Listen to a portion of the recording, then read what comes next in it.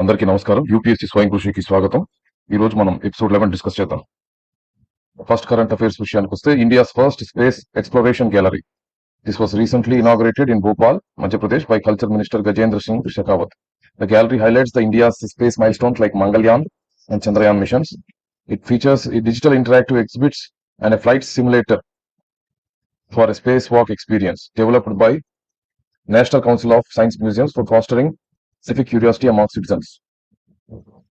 So Mangalyaan మనకందరికీ తెలిసిందే. ఒక గ్రావిటీ అనే సినిమా కంటే తక్కువ బడ్జెట్ తో మనం మార్స్ ని చేరడం, అది కూడా ఫస్ట్ అటెంప్ట్ లో చేరడం జరిగింది మంగళయాన్ మిషన్ ద్వారా. అలాగే చంద్రయాన్ 1 మిషన్ 2008-9 మధ్యలో జరిగిన చంద్రయాన్ 1 మిషన్ లో మనం మూన్ పైన ఉన్న వాటర్ ని డిటెక్ట్ చేయడం జరిగింది. చంద్రయాన్ 2 మిషన్ మనము ఒక రోవర్ ని అలాగే ఒక ఆర్బిటార్ ని పంపించాము. ఈ ఆర్బిటార్ ని సక్సెస్ఫుల్ గా మనము ప్లేస్ చేయడం జరిగింది. బట్ రోవర్ లాంచ్ అనేది ఫెయిల్ అయింది. కానీ మనం పట్టుబడవకుండా మళ్ళీ మూడోసారి చంద్రయాన్ 3 మిషన్ ఏదైతే ఉందో దాన్ని మనం సక్సెస్ఫుల్ గా ఫినిష్ చేసి మూన్ సౌత్ పోల్ పైన విక్రమ్ ల్యాండర్ ని మనము సక్సెస్ఫుల్ గా సాఫ్ట్ ల్యాండింగ్ చేయడం జరిగింది. విక్రమ్ ల్యాండర్ ని మనము విక్రమ్ అనే రోవర్ ని కూడా మనము డిప్లాయ్ చేయడం జరిగింది. అక్కడ సైంటిఫిక్ యాక్టివిటీస్ కూడా సక్సెస్ఫుల్ గా నిర్వహించడం జరిగింది. సో అలాగే మనం ఇంకా ఎన్నో మిషన్స్ మనం పిఎస్ఎల్వి, మన వర్క్ హార్స్ ఆఫ్ ఇస్రో ఏదైతే పిఎస్ఎల్వి ఉందో దాని ద్వారా కానీ, అలాగే మనము కమ్యూనికేషన్ సాటిలైట్స్, హెవీ సాటిలైట్స్, మనకు Navik satellites system, communication GPS satellite system ఏవైతే ఉన్నాయో వాటన్నిటిని కూడా మనము జిఎస్ఎల్వి, దాన్ని ఇప్పుడు ఎస్ఎల్వి అంటున్నాము, వాటి ద్వారా కూడా హై వెయిట్ పేలోడ్స్ ని మనము జిఎస్ఎల్వి ఆర్ ఎస్ఎల్వి ద్వారా మనం చేయడం జరిగింది.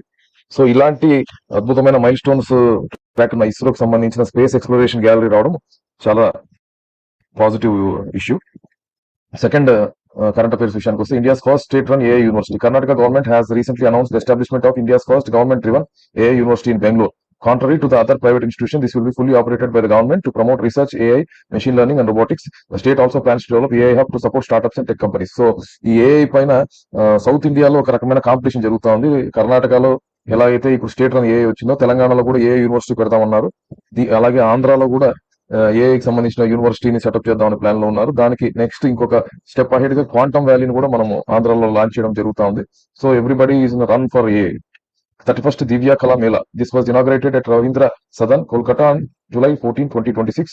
The 8-day event running from July 14 to July 22nd, 2026 was opened officially by Union Minister for Social Justice and Empowerment, Virendra Singh. This edition was the first Kala Mela organized jointly by the Center and West Bengal government. So Kalamela ఎక్కడ జరుగుతుంది అని అడిగే అవకాశం ఉంది. So it's organized by the West Bengal government in Kolkata. GI tags for Unjha cumin and Unjha fennel. ఈ cumin seeds and fennel seeds ఏవైతే ఉన్నాయో, జీరా and saunf అంటారు వాటిని మనం తెలుగులో, మన వాడుక భాషలో.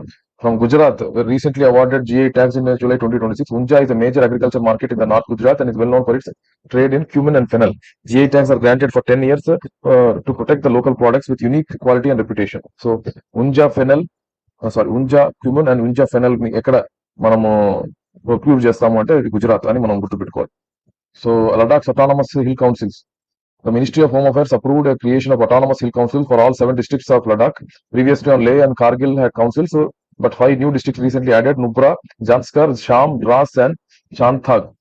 సో మనకు యూపీఎస్సీ పాయింట్ ఆఫ్ వ్యూలో గుర్తుపెట్టుకోవాల్సింది ఏంటంటే, ఈ ద్రాస్ అనేది ఏదైతే ఉందో మనకు అది స్ట్రాటజికల్లీ చాలా ఇంపార్టెంట్.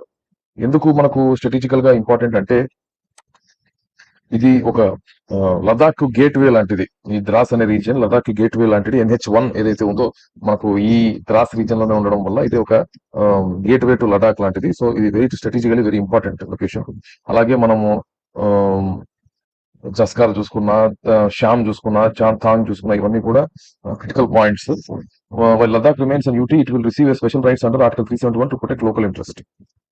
ఇది ఈ రోజు కరెంట్ అఫైర్స్. మరొక కరెంట్ అఫైర్స్ ఎపిసోడ్ తో మళ్ళీ కలుసుకుందాం. Thank you. జై హింద్.